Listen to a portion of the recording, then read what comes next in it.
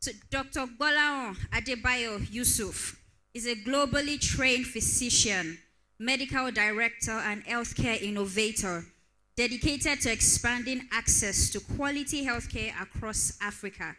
He is the CEO of I'm sorry if I mispronounced that, Ceylon Group of Hospitals and co-founder of the ACE initiative, through which he has impacted over 20,000 beneficiaries and facilitated 100 plus free surgeries annually. Wow. With advanced certifications from the University of Washington and the World Health Organization, he operates at the intersection of clinical excellence and global health systems. A strong advocate for maternal and child health, Dr. Yusuf leads community health outreaches, trains birth attendants, and empowers undeserved communities. Beyond medicine, he is a certified business coach and sought-after speaker, mentoring professionals and entrepreneurs on leadership and sustainable business growth across Africa. With a standing ovation, please jam your hands together as we have our keynote speaker, Dr. Gbolahan Yusuf. We can do better than that. Thank you. Thank you very much. Good afternoon, everybody. Please, we can have our seats.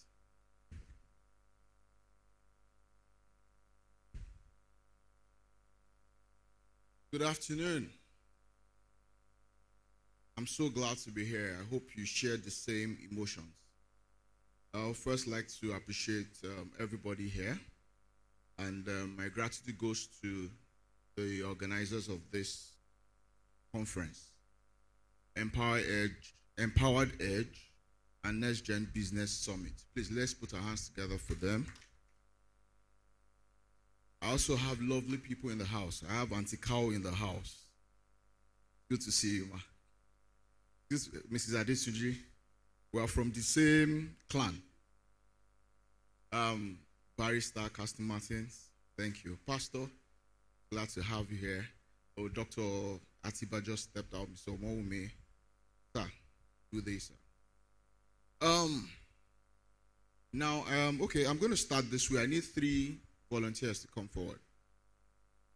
My session will be a mix of both parts. I want you to participate with the things I'm going to do, and I'm still going to try to convince you to believe the message I brought. So I need 3 volunteers. I already pray to God that I won't struggle to get volunteers. So don't fall God's hand, not mine. Please, I need you up here.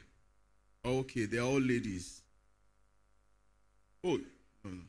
So I prayed I would disqualify you. I need a guy. I prayed 2 prayers. One, I prayed that a lady should come up. And I prayed none of them should be taller than I am. So, thank you. Please appreciate him. Okay, now by disqualifying him, I have all ladies. All right, thank you very much. Now, your name, please. Mrs. Olufunke Adetunji, can I call you Funke? Thank you. Aramide Adiola, can I call you Aramide? Thank you. Eniola Oluwa Adesonya, can I call you Eniola? So Funke, Aramide, and Eniola. What do you do, ma? What do you do? I'm an investment manager. I know those things, but for the sake of everybody. Aramide? I'm a business analyst. Okay. Eniola? Photography. Thank you. Now, how many of you know architect Babatunde Samson? Wow. How many of you know Bovas? Daddy Bovas. His name is architect Babatunde Samson. Now you know. Now, permit me, please come closer. And this is just an analogy. Let's say for some reason, you happen to be his grandchildren, but you are not aware that is your grandfather. Analogy. So please permit me. And it so happens that he found out that one of his sons fathered 3 children that he didn't know about. And he has been thinking, how do I compensate these daughters of mine that have grown without any benefit of his wealth? And then decides that in the year 2026, by December 31st, I'm going to give each of them 1 billion naira. But I won't just go ahead by giving it to them. I want them to prove to me that they have his blood flowing in their veins. That's blood of excellence. And then goes to, now you don't own Ansbro. Now let's say you work for Ansbro. Goes to the, sorry, I think I'm behind. You can't see me behind this. So goes to your bosses and said, if Funke does so and so, let's say Funke brings in 20 clients this year to commit their funds with Ansbro, you are going to give her $1 billion by the end of the year. Are you following me? And goes to Aramide's, you're a business analyst, right? Goes to Aramide's boss and said that, okay, if Aramide would lead her team to satisfy maybe 10 businesses that are your clients in the year 2026, she gets $1 billion. And then Eniola, a photographer, right? All right. So and goes to Eniola's boss and says, if Eniola can onboard or bring in, maybe she performs like, let's say, 30 photo shoots for different top-level individuals, you get $1 billion. You're getting the analogy. Now, Funke's boss comes to Funke and say, this is what, who did not disclose that is your grandfather. But somebody has said, if you do this, you get $1 billion. Her boss tells her the same thing, but her boss, either because she is jealous, he or she is jealous or not a good person, decides not to tell Eniola. You can predict how they are going to go about their lives. Funke starts January knowing that by the end of December, in fact, even if she spends all her salary, decides not to save, but she's able to onboard 20 people, by December, she's going to be a billionaire. Am I right? And what will she do? At the end of January, she counts how many? February. Do you get what I'm trying to say? Eniola will do the same. Now, while Eniola is going about it, while Aramide is going about trying to satisfy the businesses, you might even have some businesses that will insult you. Some of them will even fix time at ungodly hour. And those will be pain points for you. Am I right? But will you not take those meetings? Even if your brother says, where are you going at this time? I say, don't worry, I know what I'm doing. Now, but for Eniola might have the same pain points as Aramide has, because her customers might even cancel on her. She might have booked them for a Saturday and decline other customers and get there and they don't show up. For her, she will call those things struggles. Right? But for Eniola and for Funke, they will consider it as just stumbling blocks on their journey to achieving $1 billion. Their perception of those pain points will be different from us. Do you agree with me?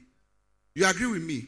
And then, even during the year, if there are issues, maybe a time comes, lights finished in your house, you do not have money to buy lights. You realize that I don't have money. But you only say, I don't have money, because you know for sure money is coming. So the way she will sleep that night without light is different from the way Eniola is going to sleep. Because Eniola does not know that money is. Do you get that analogy? Please clap for them as they go to their seats. I'll still call you back, the three of you, one more time. If you understand that, then my job is done. But the thing is, I will not just come and spend 5 minutes and go away. A few people will not be happy with that. So allow me to use the rest of my time to try to convince you about what the short play we just acted. Is that okay by everybody? All right. So let's start. I'm talking about reclaiming your identity. I want to talk about how you move from survival mode to purpose and prosperous living. Antika already told you something, and Dr. Alfred also said something about living a prosperous life. Living the soft life, right? Prosperous living is soft life. Soft life means nothing worries you, right? Soft life means you have freedom. Freedom of time and freedom of choice. How many of us want to live that kind of life? So that's what we're going to be talking about now. Now, a good number of people actually are caught in what we call the survival trap. They discover that all they are doing does not translate to a change in the kind of life they want to live. They put all the effort, but it seems like there's a cap to what they can, the income they can get. How many of you understand what I'm trying to say? It looks like someone will sometimes call it the treadmill effect. You're on the treadmill. When you're on the treadmill, no matter how fast, no matter the high you set the speed, you're going nowhere. You're still stationary. At best, you only burn more calories, but you are still there. Another meaning of what I'm trying to say is that sometimes you feel that, okay, if I buy this, it has changed my status. If I'm able to get this, if I'm able to get that, you discover that you buy those things for a short period. You experience a high. You experience an emotion of, okay, I have arrived. But what happens is that after a short while, that experience goes away. For example, you want to buy, oh, thank you, sir. Please, let's appreciate him as he leaves.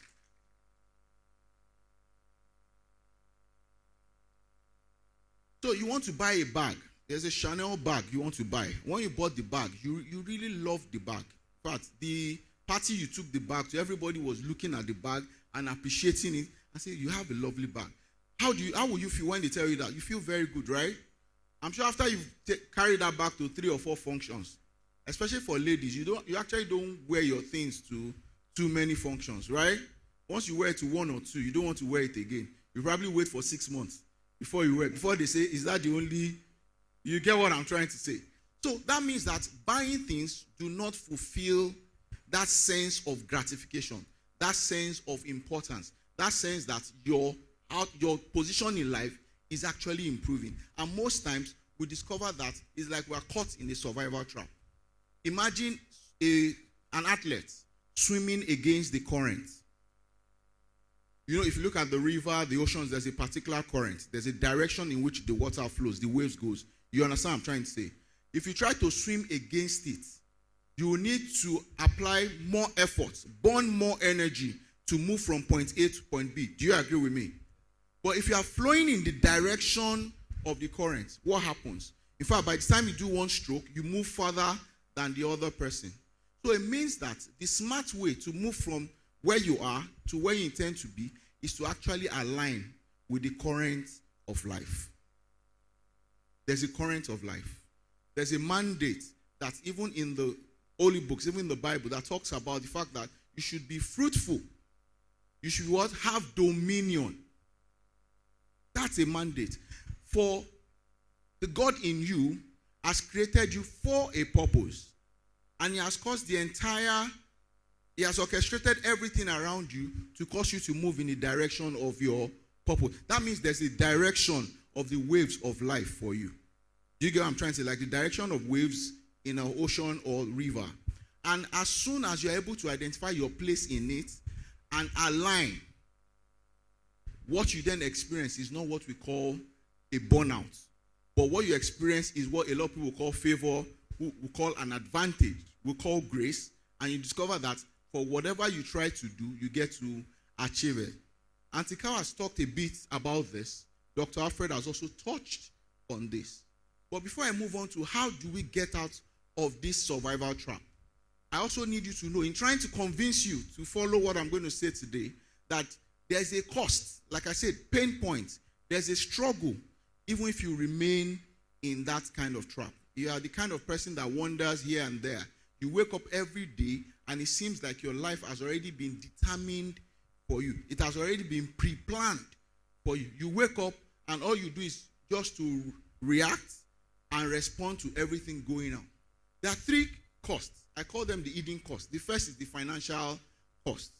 And I mentioned that earlier, which means that you discover that no matter what you do, however the effort, there's a cap to your income. Everybody wants to earn more than what they earn currently, right? Or is there anybody here that doesn't want to earn more than? The goal is to get to a point, and that's the truth. You will get to that point where more money would not elicit any form of satisfaction. You know that, right? You will get there. We all get there. We're all on the march together, right? Are you with me? That's why when you see those people, what they then do is to add something else to money. Thank you very much. And that's when they start to do a lot of charity. That's when they start to build their legacy. So the satisfaction now comes from the lives they touch, not the money that comes in. But those on the other side of this divide, no matter what they do, there's a cap. Somebody else has predetermined what they earn. That's the first cost, financial cost. The second one is emotional cost. And that talks about burnout. Because if you continue to work, and we say work hard, that's what we were taught previously. Now we know it's not about working hard. We know it's about working smart. And that's what we're talking about today. Now, if you continue to work hard and the result is the same, or sometimes even less, what happens to you? You start to experience burnout. And gradually it starts to affect even the energy with which you try to achieve whatever you want to. And the last is existential cost. And that's the loss of passion. And that's what I'm saying. That you begin to lose passion, the drive, and all of that goes away. And like I put a footnote there, remaining in survival mode is more expensive than the risk of reinvention. The whole point of talking about this is that either you find the way or you remain clueless. You are paying a price.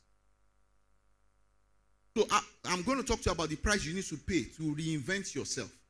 But know this, that if you decide not to reinvent yourself, you are still paying a price.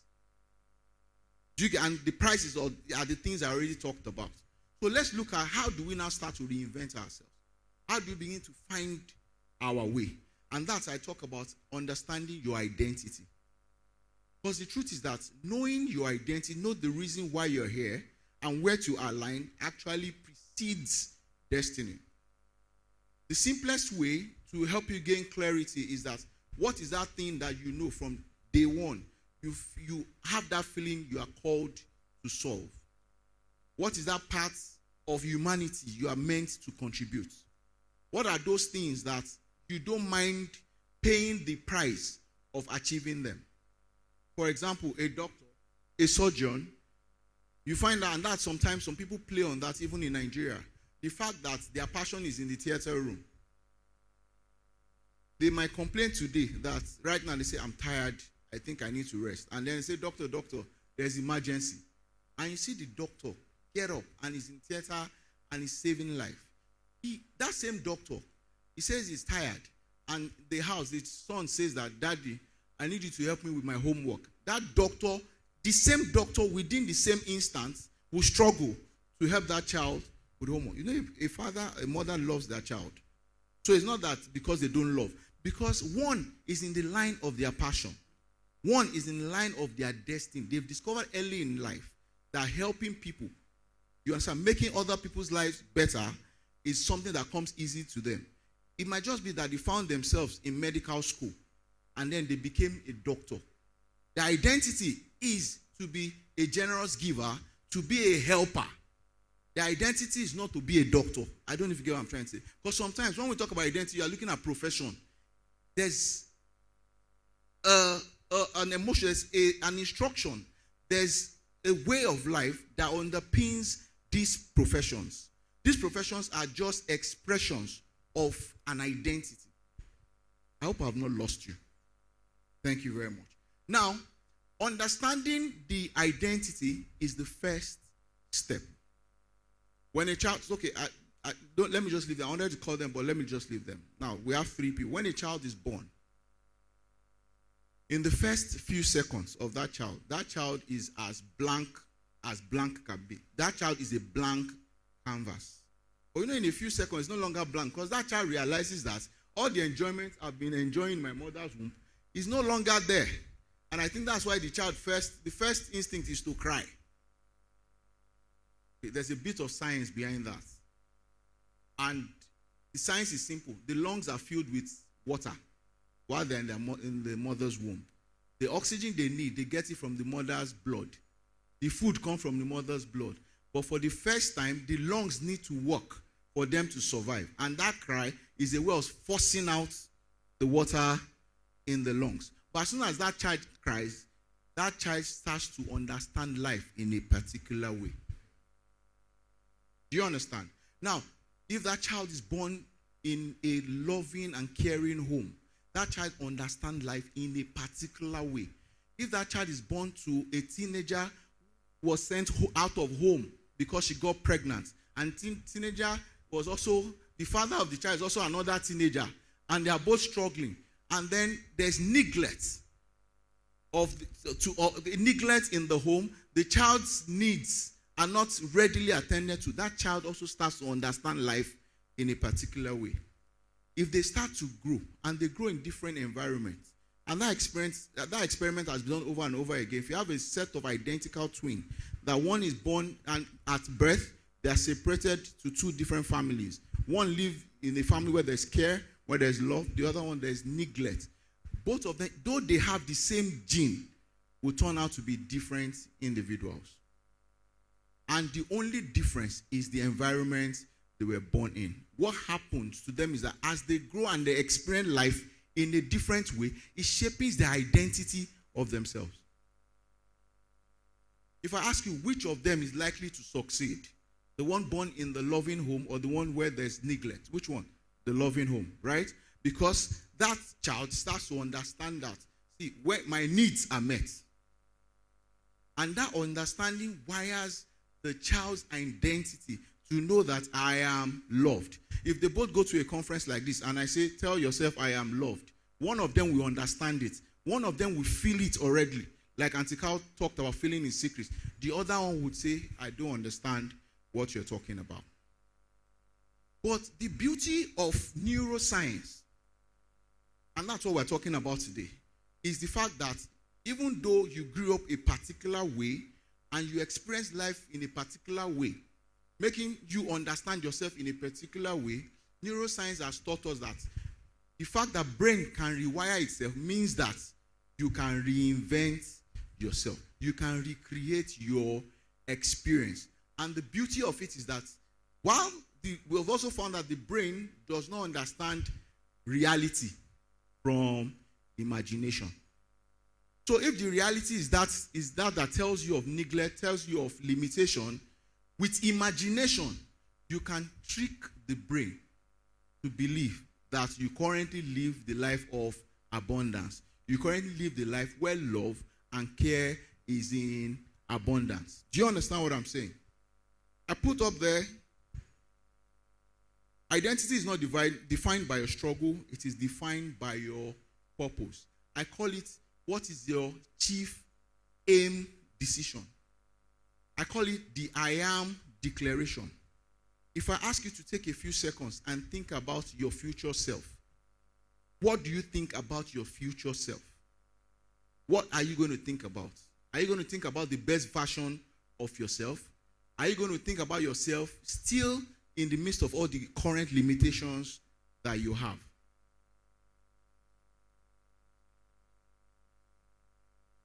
I'll be trying to do justice to this topic by looking at 3 pillars.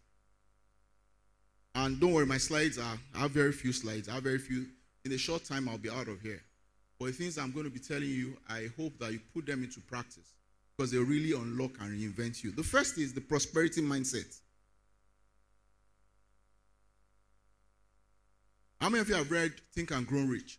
Think and Grow Rich, yes. Napoleon Hill. And I'm going to take 3 concepts from Napoleon Hill. First is thoughts shape your destiny.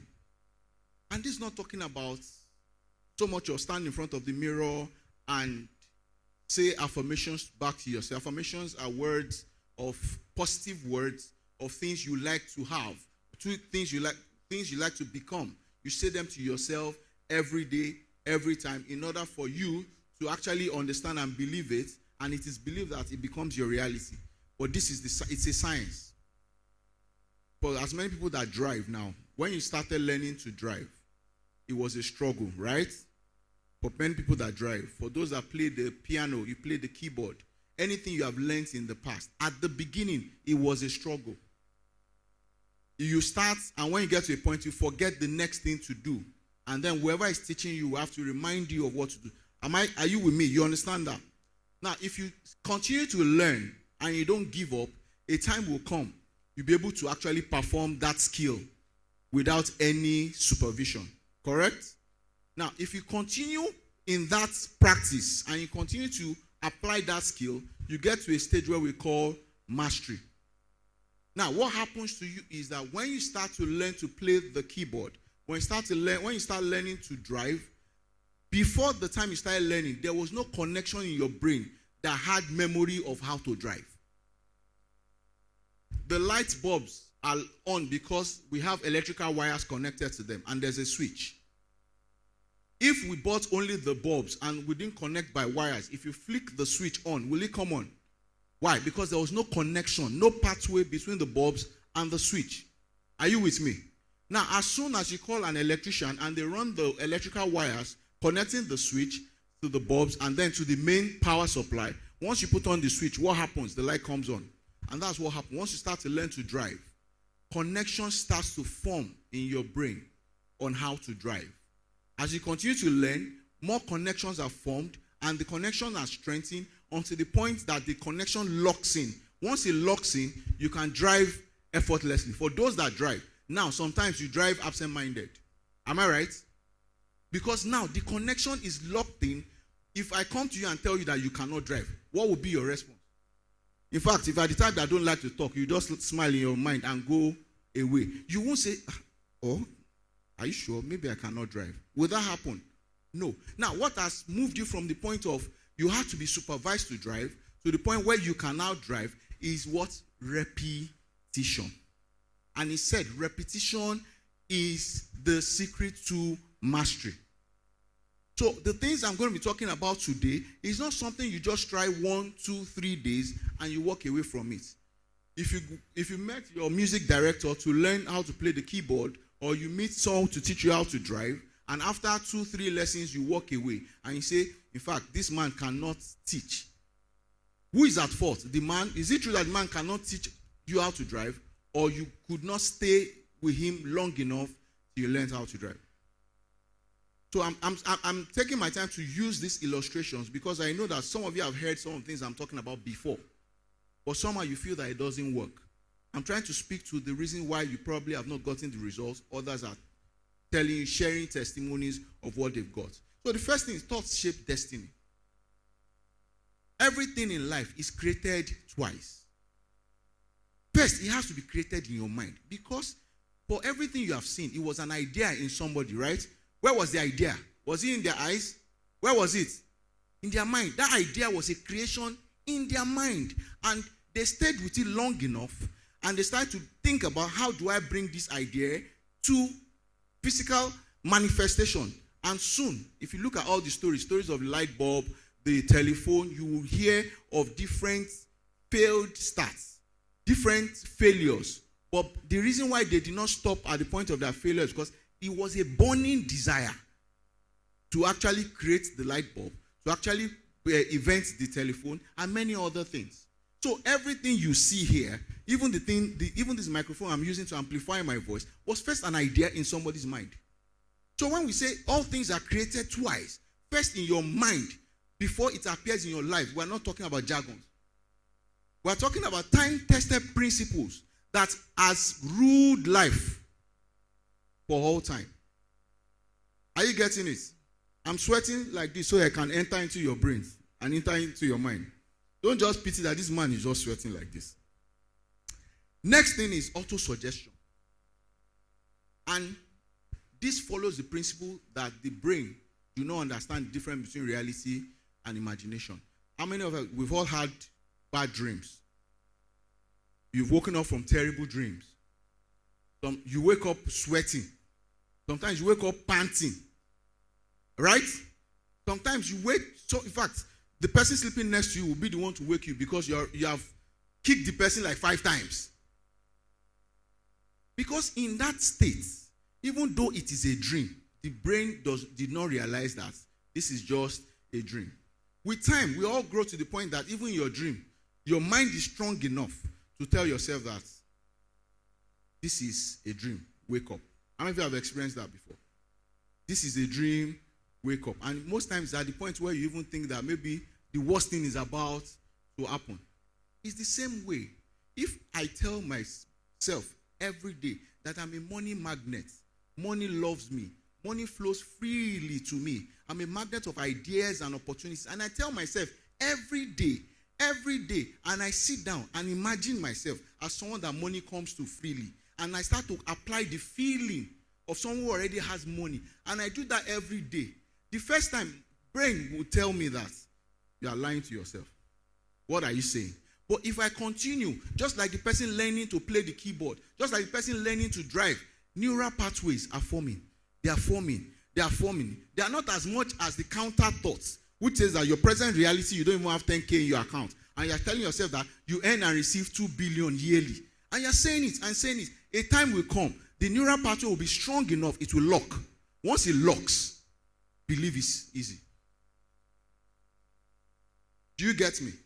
All you need to do is to stick with it long enough till it locks. Now, the reason why I say it needs to lock, because once it locks, you now become like Funke or Aramide, who now knows that 31st of December, 1 billion is coming. All I need to do is this. Because as soon as Funke got that information, maybe Funke was still thinking about how do I pay for my masters. These masters have been pushing for years. I don't even have money for it. In fact, my dad even want this or that.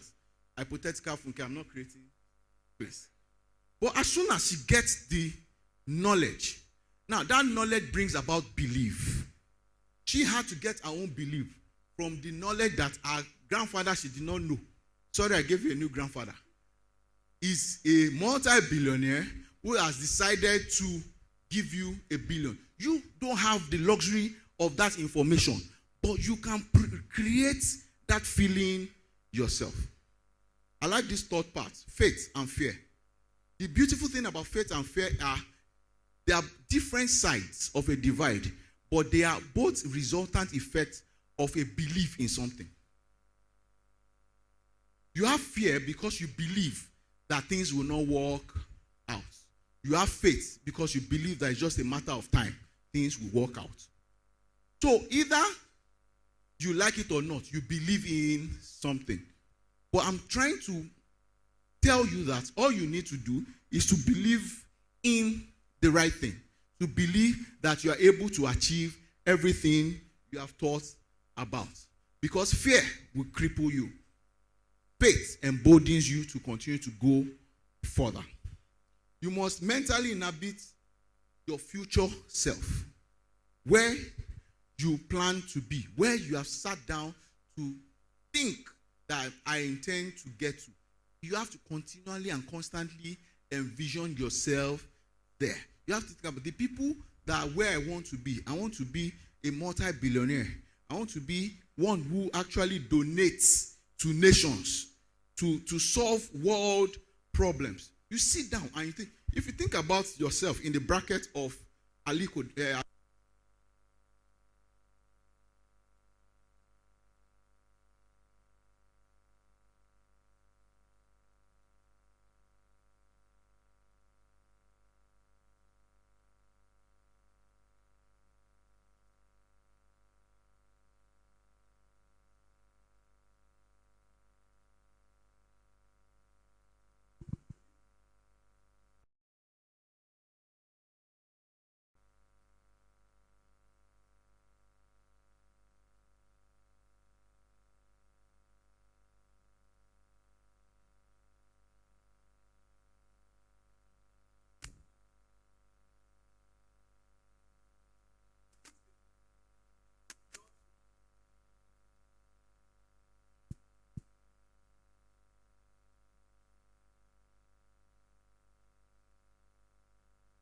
okay.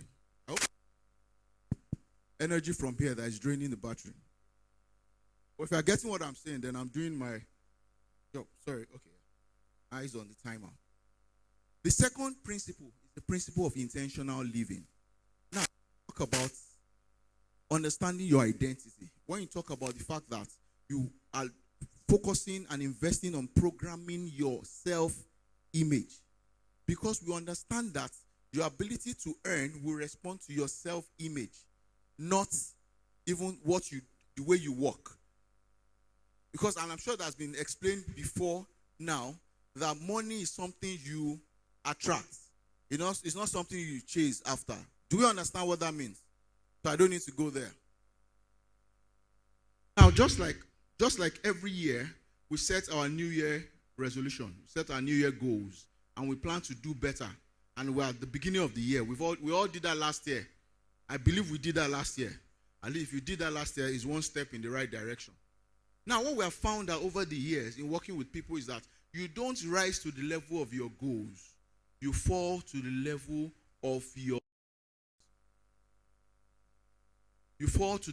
of your system. Your system is maintained by your habits. I've said that once you begin to think in a particular way and you believe, the evidence of belief, the evidence of faith is action. Because if you believe you have a billion, then the next thing that will show us you really believe is the way you act, are the things that you do.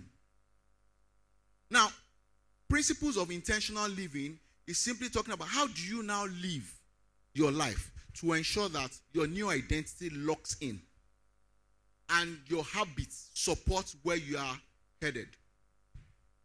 We believe so much in the fact that for every day, you need to win your day. And each day successively, 7 days of winning your days will become a successful week.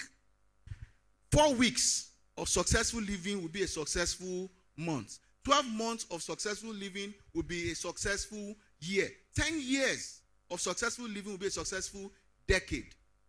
So the unit of success is actually what do you do within your day. It is said many times that you hope to be the best in your field. What promises that happening is what you do within your day. If you sit down and look at what you do in your day, and you find out what are the actions that I carry out that supports my drive to succeed in what I'm planning to do. If you don't have enough things within your day that supports that, then you are just practicing wishful thinking. We have 24 hours every day, right? And it's believed that what you do within the first 1 to 2 hours of waking up determines what happens for the rest of your day. For as many people that have read the book Miracle Morning, Hal Elrod talks about the practicing of a morning practice, an habitual morning practice of what we call savers, where S means silence, A means affirmation, B, visualization, exercise, reading, and scribbling. If every morning when you wake up, let's say 4 a.m., 5 a.m., for as many of us have woken up at those times, one of the things that characterizes those times is silence. In fact, most of the world, of people within your time zone, they are still asleep.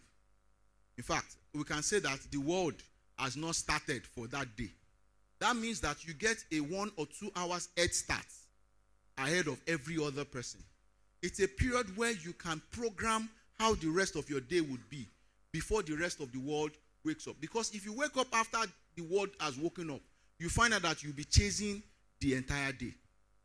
Because if you wake up late, if you have to go to work and you wake up late, what happens? You're rushing to the bathroom, you're having your bath, brushing your teeth, dressing up, getting into your car or to the bus stop to get into the bus and pray you don't get to work late. You get to work, if God helps you, you get there right on time, but you're not even settled because all the activities for the day are started. And that's how your day goes till then. But if you set aside 1 hour, 2 hours before your day starts to sit in silence and allow yourself to declutter all the issues of yesterday, all the worries, whatever it is, allow them to drift away from your mind. And then you start to, with affirmations, you now start to think of the things you believe yourself for yourself. Affirmations are statements of your desire, statement of things of purpose, and you start to write them down. Writing them down helps you to solidify them more. Because your goals, your affirmations that you are not writing down, is still wishful thinking. When you write them, it's like contracts. It's like a document. And it's believed that while you are writing, it engages your sight, engages your mind or your speech, your inner voice. Also engages your touch. Because with your hand, you will touch the biro with which you write. Now, if you do that in the morning, within the silence of the morning, and after you've done that, you take time to now visualize what you've written down. You wrote down that you're a billionaire. You wrote down that you're a generous billionaire. You've written down that you're the top person in your industry. You now take time to think about you like that. You are now we call it living in the end. That means you are here, but you are thinking about how the end will look like, how it will look at when you finally achieve that which you have set apart. You take your time to think about that. You think about it in the morning. You do it that today. You do that tomorrow. You do that the next day. After that, you talk about exercise. It gets your energy to flow. Gets some feel-good hormones to start to flow. Allow serotonin to flow. Then after you do that, you now sit down. You want to read something. It might be 10 pages. Some of these things I'm saying, you might just start. If you just get fractionally better than where you are now, it's a start. Sometimes we don't do these things because we want to jump from point 0 to 100. Your body has been wired not to do those things before. You want to start rewiring it. Start from 0, go to 5, go to 10. Master 10, then move to 20. When you get to 30 or 40, you would have generated enough belief to move from 40 to 100. But to try to move from 0 to 100 is the reason why sometimes we struggle to get this. You say this, I die. You are not saying name. You get what I'm saying? Because some people just name it and that's it. You have to build a system around it. So you learn something in line with that, and then you scribble, you journal. Part of journaling is also to write the things of the day before, that things that happened the day before that you are even grateful for. Part of journaling is also taking an audit of your previous day and say, okay, I didn't do right here, I didn't do right there. Oh, I did this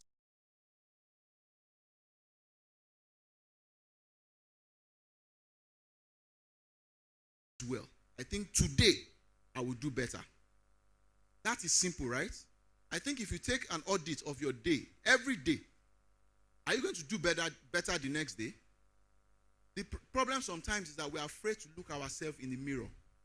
Sometimes we are afraid of what we will see when we look into our soul and see how we have been doing. So because of that, we neglect and we avoid it. So you don't attract what you want, you attract who you are. Because the entire idea, the reason why architects, Samson, have given them those things to achieve is because if it's his money, he can give it to them. But he's more interested in who they become than just giving it to them. Because by giving them those tasks, he knows that a lot of things go into acquiring those customers and satisfying them. So they become proficient in their industry. They become a different person. I'm telling you, Funke Aramide at the end of the year will be so different from who they were in January. They think they are working towards just collect 1 billion. But what will happen to them is there will be a transformation in who they are by the time they get to December to collect 1 billion. Because if their capacity cannot manage 1 billion, by 2027, they are back to 10,000. I will still explain that as we go further. Now, looking at the psychology of money, I explained about 2 identical twins born in different homes. One born in abundance, we treat money differently from the other born into scarcity. Am I right? Am I right? Do you agree with me? One born in the home where, oh, we need this thing in school. Okay, I'll get it for you. Take it tomorrow. So we need this thing at school. What? Is it every time they must buy something in your school? There's no money to pay. See, in fact, I don't know what to do. Go get out of my room. They will grow up relating with money differently. And the good thing, like I said, is that we can actually rewire whatever wiring has gone wrong. We are becoming electricians today. Money is an energy. It flows in direction of value and order. It is said that money will flow to those who are good stewards of money. If you are the type to relate well with money, you will have more money. I have a table here that talks about the scarcity mindset and the abundant mindset, just to try to, you get? And in that year 3, this is what I learned that helped me to scale. You know, there are 2 different stories.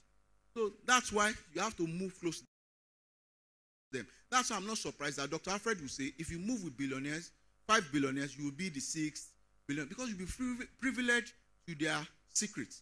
But you can't understand the secrets of something you already despise. So someone with scarcity mindset, because the scarcity mindset already makes him feel that he can never have what they have. The only reaction he has is to despise it. But someone who understands that my journey to probably even get better than what this man has, want to learn what knowledge What wisdom can I gain from this person in order to continue to move or accelerate my movement in that direction? Come with a scarcity mindset, we always focus on the cost. The other one is on focus on value and investment. Like I told you the story of two friends. One would, rather than upskill, take courses. It's like, this thing is too expensive. The other one understands that if I get this skill, I can 10x what I get. Do you understand? So, the way you relate with your money would actually help you actually get ahead. And I want to lean a bit into how you treat money a little bit before I move on. It's not in my slides, but I think this is for somebody. Now, when you get paid, how you distribute your money also tells us if you are destined for the top. I don't know how many of you have read the book, Love Yourself, Pay Yourself First by Dr. Gbolahan Yusuf. It's in the Bible. How many of you know Dr. Gbolahan Yusuf? Okay, good. Now, he said in that book that when you get paid, the first thing you should do is to set aside the percentage of your income that you want to save. You don't save after you have fulfilled all the bills that you need to pay. You save first. Then you now take care of the bills with what you have left. What you save is the money that is yours. What you pay to the pepper seller is the pepper seller's money. What you pay for Uber is the Uber driver's money.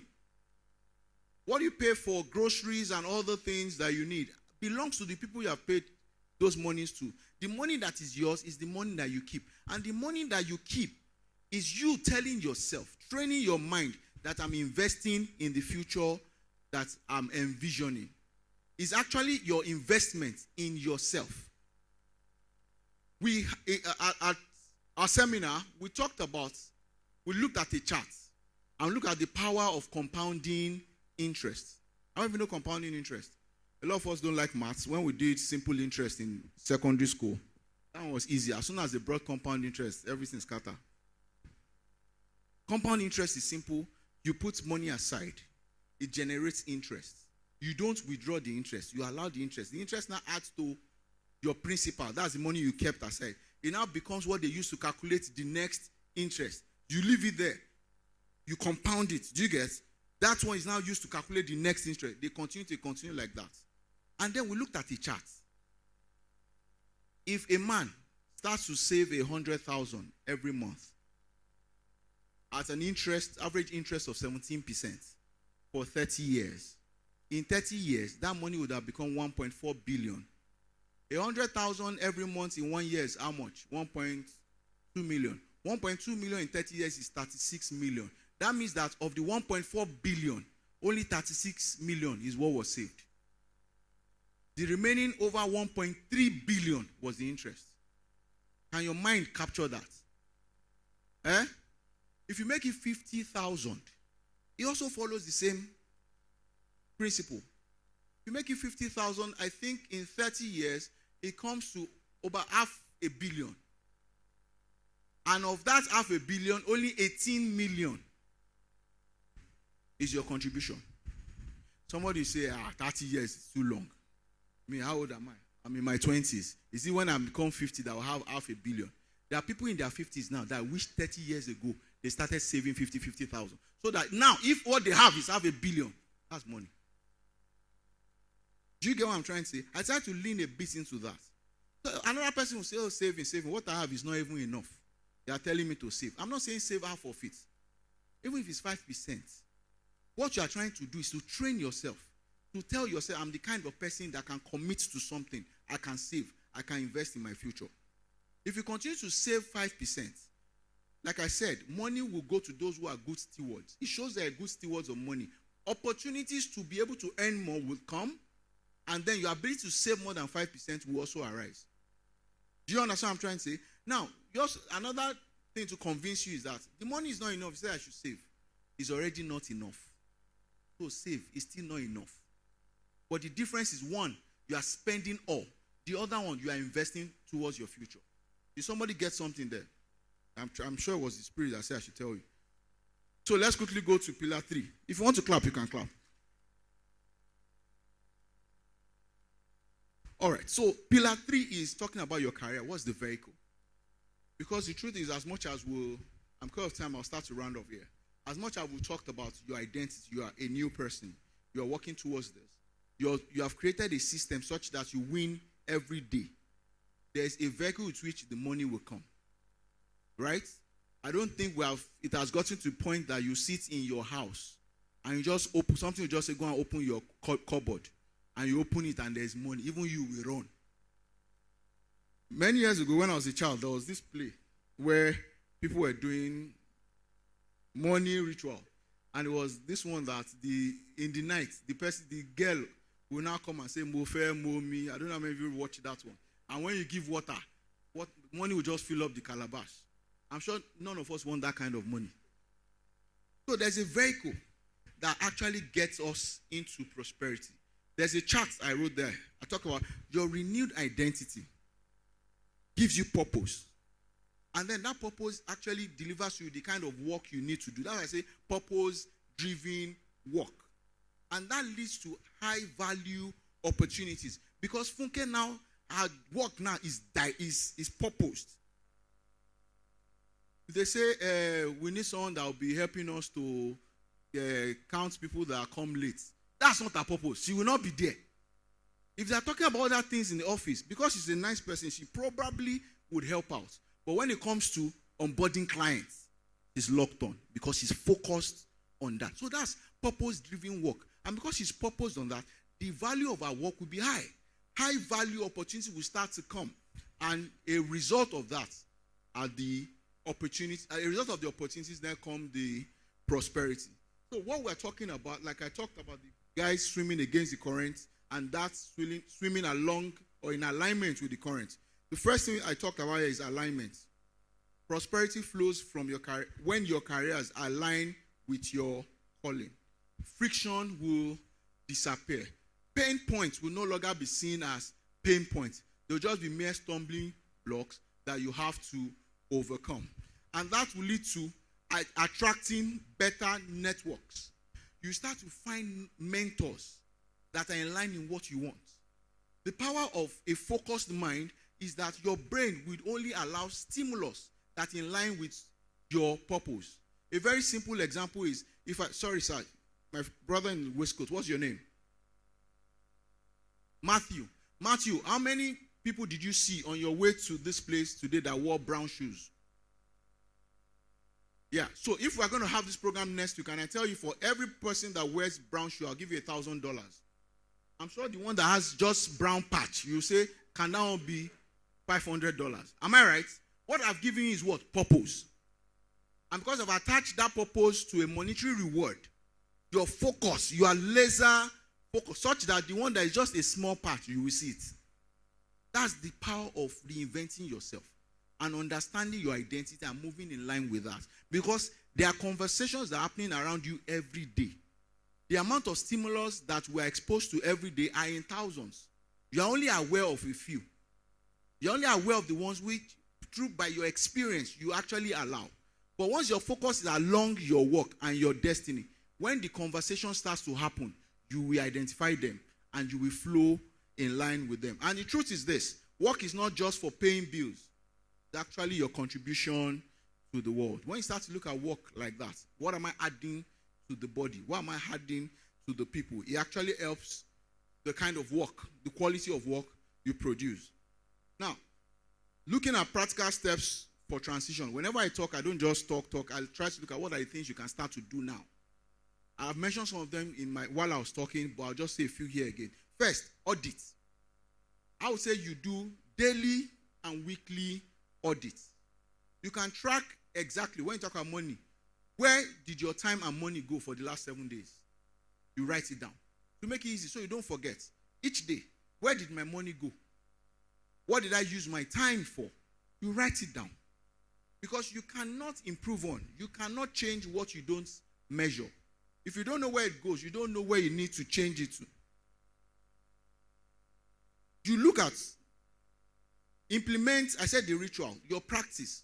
And I talked about earlier, you implement certain routines daily that will help you achieve your desired goal, that will help you achieve a life of prosperity. And we've talked about savers. If savers is what you start with, that is good enough. I talk about journaling, visualization. I've talked about even when you audit, you write them down. That's a ritual. You also look at the kind of environment. The parable of the seeds talk about what was the thing that was peculiar about the seed. The seed was constant. The seed that grew to 30, 60, and 100-fold was a virtue of the kind of soil it was planted. Your environment is important. You are a sum total of the 5 people you relate with. And Carl talked about shaking your friendship tree. Because the truth is, if you are going somewhere, and especially in the early stages of learning these things, you are very vulnerable.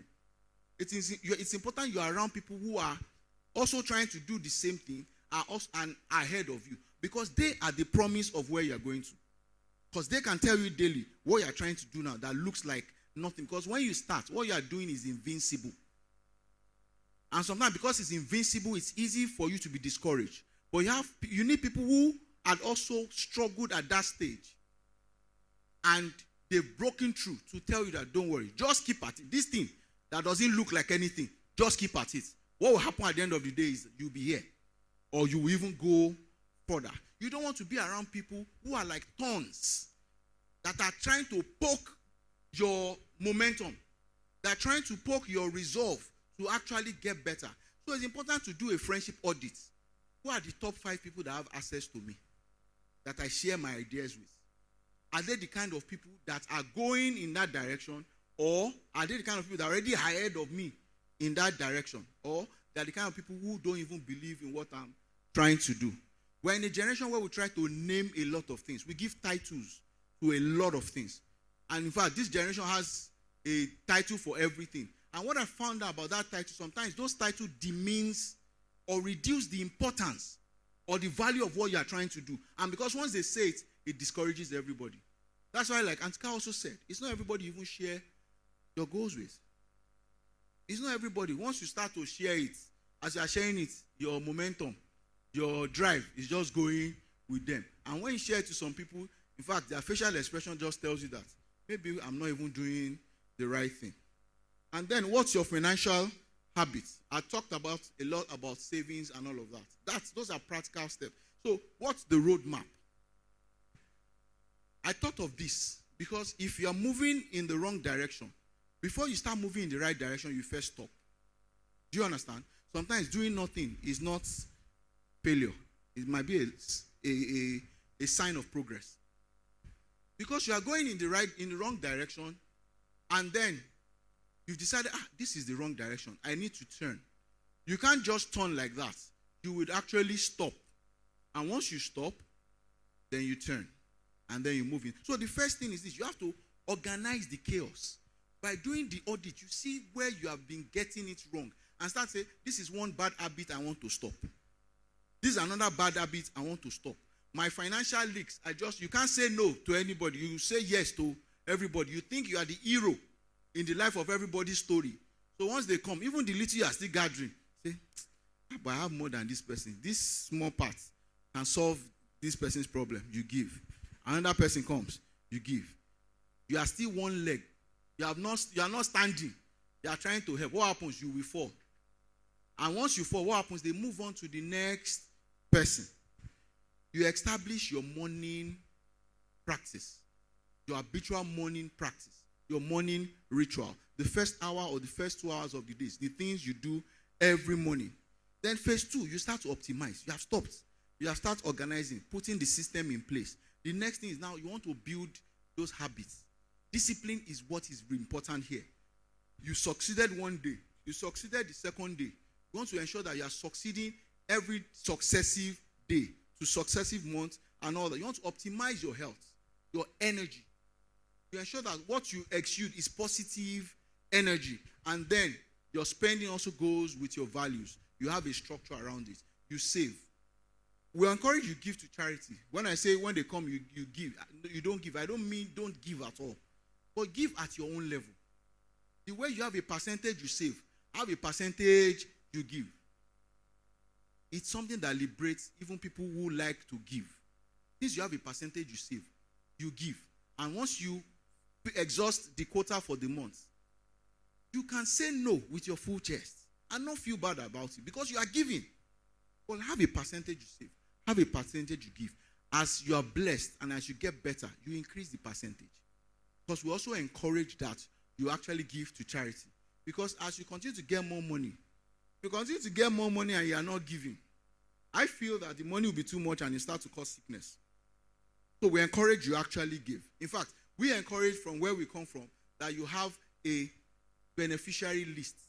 People that you actually give money regularly within your means. Like I said, a percentage. And then accelerating means that, of course, once you start to do this, new opportunities start to open up to you. You invest in new skills. You look at a few careers, you study them. I said risks because some pathways might actually be risky, but we say you learn first.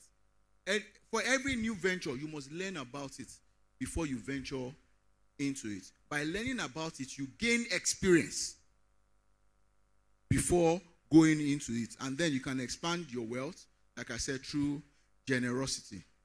So, there are risks and challenges. I'm rounding up here. I think I have some more. Okay. I have the amount of time I have left is impossible to finish, but I will try my best.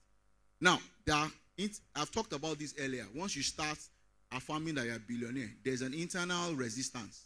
Because we believe in homeostasis. We want to maintain equilibrium. So you that you are used to waking up and jumping to scrolling on your phone, you want to keep your phone away and wake up to carry out savers. Your body, your system, your mind is the first thing that is going to resist. Now, I'm saying identify this thing, anticipate them, because they are not signs for you to stop, but it's for you to identify that these signs are there, but you overcome them. There's always the fear factor. Sometimes it's even imposter syndrome. You are beginning to get better. You are in very beautiful rooms, and your mind starts to tell you that, are you sure you deserve to be here? That's imposter syndrome. That's fear.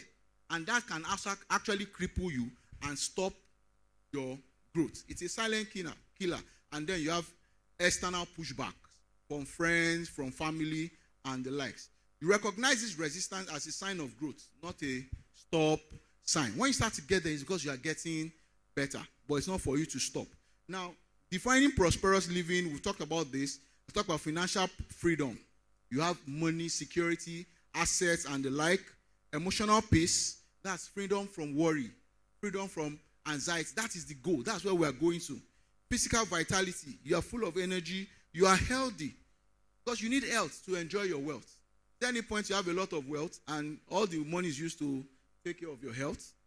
So it's important as you get better in terms of chasing the bag, you also get better in terms of your health. And then deep purpose. We should live a life of legacy. What are we contributing to? What are we contributing to the body, to the community? I'm actually done here.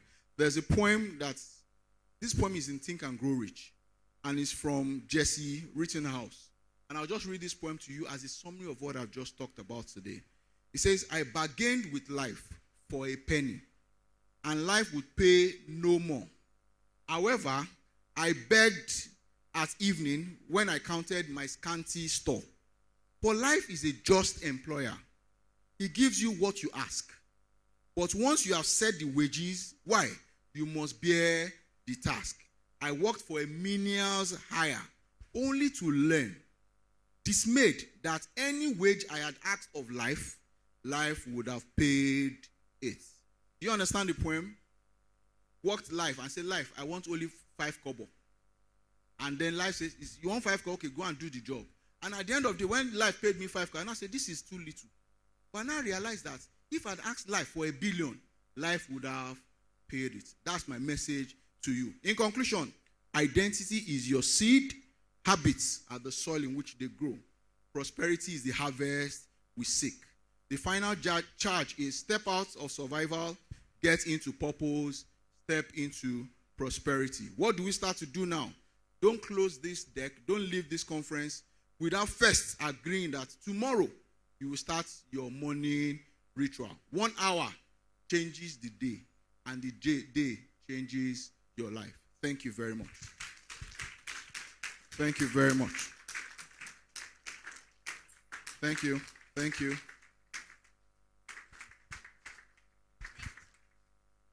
Please Please let's keep clapping till he gets to his seat. That was beyond profound. You know, dispensing so much value and still being able to carry everybody along. Thank you so much, sir. We're super grateful. Please, you can have your seats. Thank you. Are you upgraded by now? Are you sure? Yeah, that particular one was a lot. Thank you so much. And so before I entertain questions and answers, please, I would like Mrs. Afolabi to prepare for the award presentation and Pastor Akimbi Mark to prepare for the award presentation. So if you have any questions in the house, please signify by raising your hand. A question? Please come forward, please. Thank you. All right.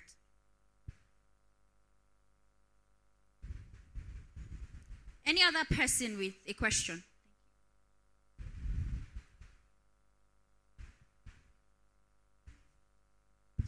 Hello. All right, sir. Thanks so much, sir, for the knowledge, sir. Okay, sir. First of all, I have 3 questions. Though. The first will determine. So, we're talking about imagination. You have to imagine, take your journey on. Now, can we term that to like daydreaming about what you want to see? So, my second question is: are there dangers to daydreaming?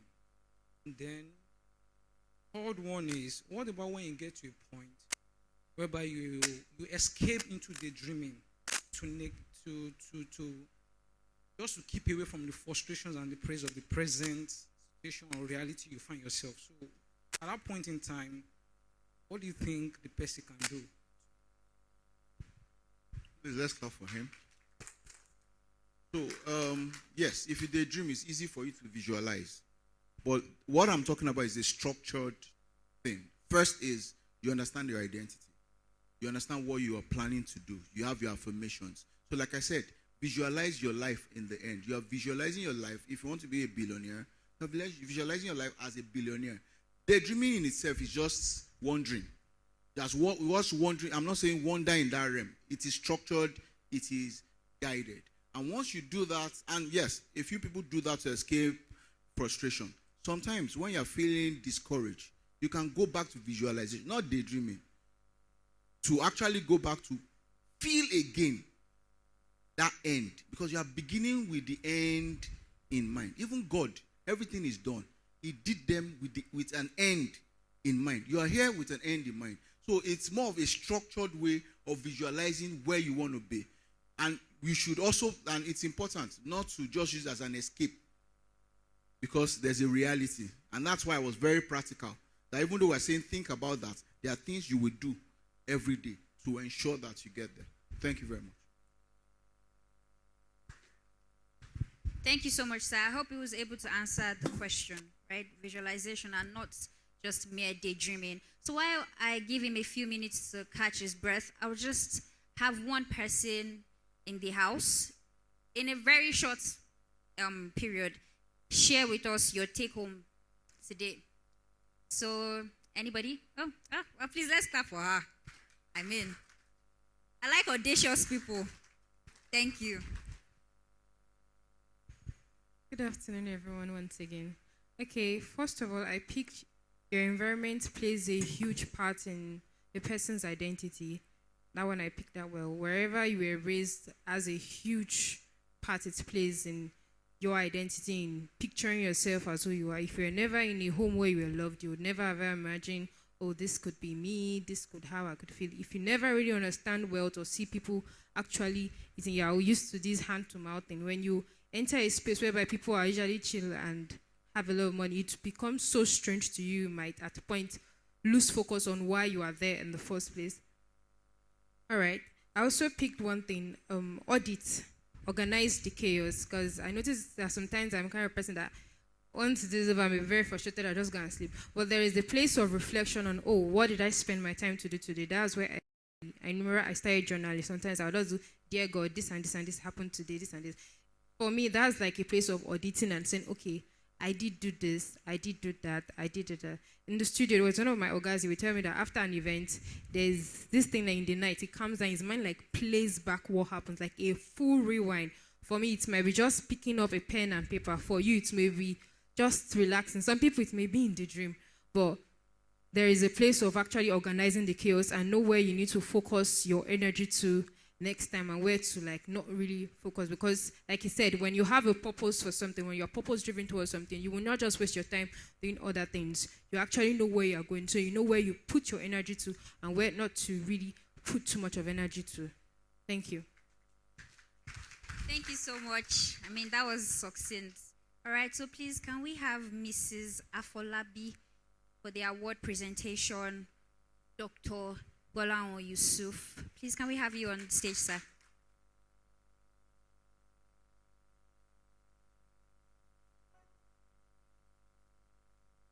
Mrs. Afolabi, okay, yes.